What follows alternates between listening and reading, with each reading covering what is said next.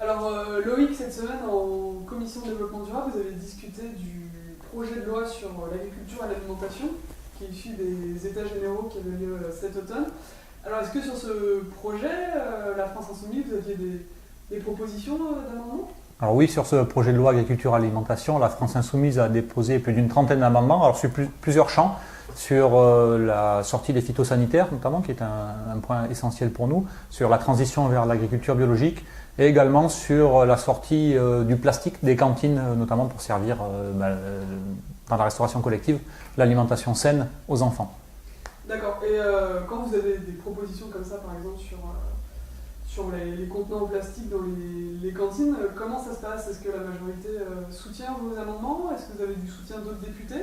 Alors c'était un petit peu particulier, puisque sur cet amendement, j'étais un petit peu seul à le défendre. Donc on va regarder juste après comment ça s'est passé en commission. Mais la majorité, en gros, m'a dit on ne va pas pouvoir soutenir ton amendement parce qu'il a un champ trop restrictif. Donc je vous propose qu'on regarde comment ça s'est passé et on en discute juste après.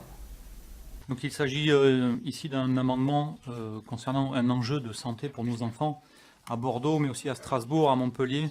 Des collectifs de parents se sont créés pour demander le retrait de la restauration scolaire de sacs de cuisson, des barquettes de réchauffe et vaisselle en matière plastique. Les échantillons de vaisselle en plastique testés contenaient du bisphénol A. Ces contenants en plastique pourraient contenir certains substituts au bisphénol A et phtalate, dont la toxicité est avérée. La dangerosité du bisphénol A se révèle particulièrement lorsque le plastique est chauffé.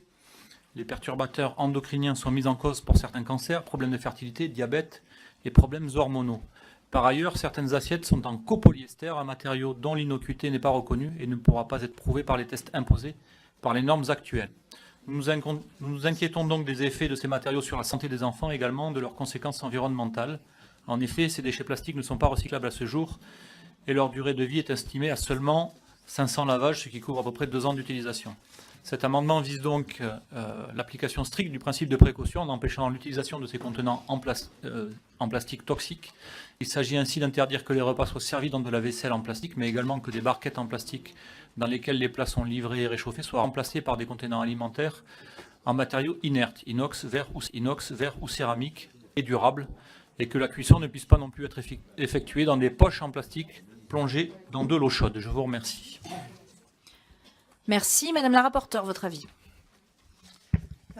Alors, il s'agirait d'une demande de retrait parce que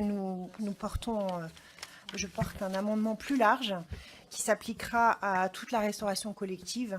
Et l'ambition portée par cet amendement est à la fois de limiter les risques liés aux perturbateurs endocriniens aussi, et puis surtout un enjeu de gaspillage.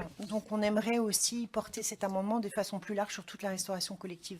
Donc c'est une demande de retrait au profit du 249 qui arrivera après l'article 11.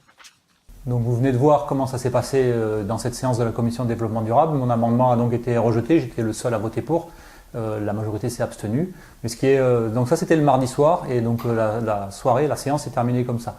Donc surprise, mercredi le lendemain, 24 heures plus tard, même endroit, même commission. Et là, un amendement porté par La République En Marche revient sur la sortie du plastique des cantines. Et donc un amendement absolument identique à celui que j'avais défendu la veille. Donc c'est quand même assez extraordinaire, c'est qu'il représente un amendement qu'ils n'ont pas voté la veille parce que sans doute il était siglé France Insoumise. Et ça, c'est une stratégie En Marche refuse systématiquement vos amendements ou parfois vous avez... Bon, c'est bien l'analyse qu'on en a sur ce projet de loi comme sur d'autres, c'est que si l'amendement n'est pas à l'initiative de la majorité, il n'est pas voté et il est systématiquement rejeté en commission et dans l'hémicycle d'une manière automatique.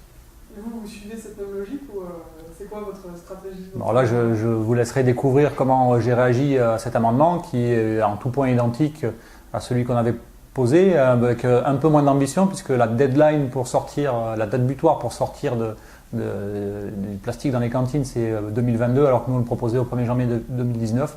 Mais comme je l'ai dit en séance de la commission développement durable, comme nous sommes ici pour faire un travail pour l'intérêt général, j'ai donc appuyé et voté l'amendement proposé par La République En Marche.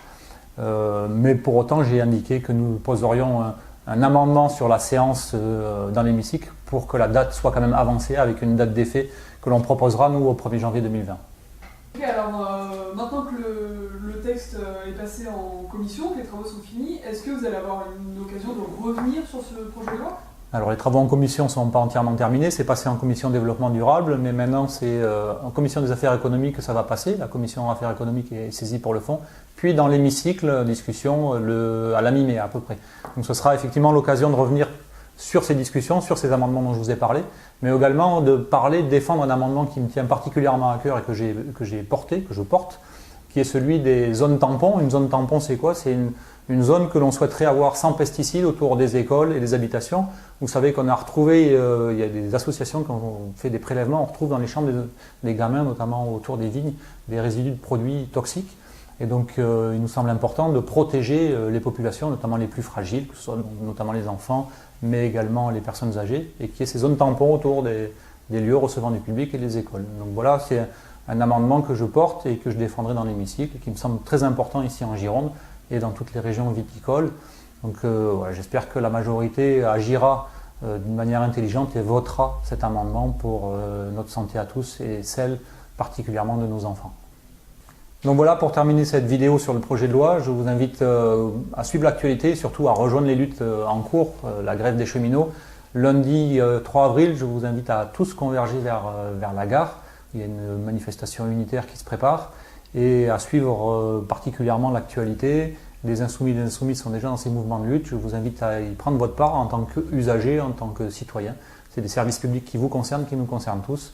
Le service public, c'est ce qui reste quand on n'a plus rien. Voilà, c'est notre bien commun. À très bientôt.